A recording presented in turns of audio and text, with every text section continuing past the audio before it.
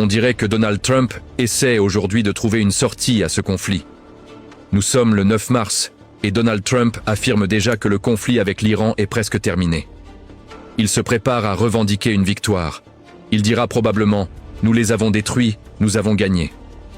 Depuis le tout début, toute cette situation a été embarrassante. Hier, le ministre iranien a admis que la Russie aidait l'Iran. On lui a demandé si la Russie fournissait des informations, notamment les positions de l'armée américaine. Sa réponse a été claire, ce n'est pas un secret que la Russie nous aide. Beaucoup comprennent déjà cela. Mais il y a toujours des marionnettes du système qui refusent de se libérer de la propagande occidentale. Ils disent que les États-Unis sont le pays le plus puissant, que la Russie est faible et que tout le monde est faible. Je pensais qu'ils étaient assez intelligents pour comprendre leurs limites, qu'il y avait une ligne rouge à ne pas franchir avec l'Iran. Ce que nous voyons aujourd'hui est exactement ce que beaucoup d'analystes avaient annoncé depuis le début. Vous êtes sur Poutine TV. Ce contenu dérange. Abonnez-vous, likez et partagez massivement cette vidéo. Votre soutien est essentiel. Nous avons toujours dit que l'Iran était prêt et pourrait humilier les États-Unis. C'est exactement ce qui se produit.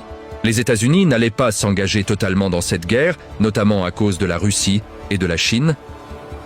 La Russie attend une opportunité pour répondre aux États-Unis. Trump était assez intelligent pour éviter une guerre totale. Dès que les États-Unis ont lancé leurs attaques avec Israël, beaucoup sont venus dire « Nous vous l'avions dit ». Mais l'analyse géopolitique n'est pas de la prophétie. Nous analysons les événements à partir de l'histoire et de la réalité. Les États-Unis ne veulent pas entrer en guerre directe avec la Russie. S'ils pensent que ces pays soutiennent l'Iran, ils reculeront. Aujourd'hui, les États-Unis admettent que la Russie aide l'Iran. Ils disent cela parce qu'ils cherchent une porte de sortie. Un rapport affirme que 173 soldats de la Delta Force auraient été capturés. C'est extrêmement embarrassant. Israël bombarde des raffineries en Iran. Ils ne savent plus quoi frapper.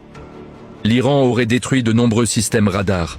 Des messages auraient été envoyés au téléphone des habitants en Israël pour les avertir de quitter certaines zones.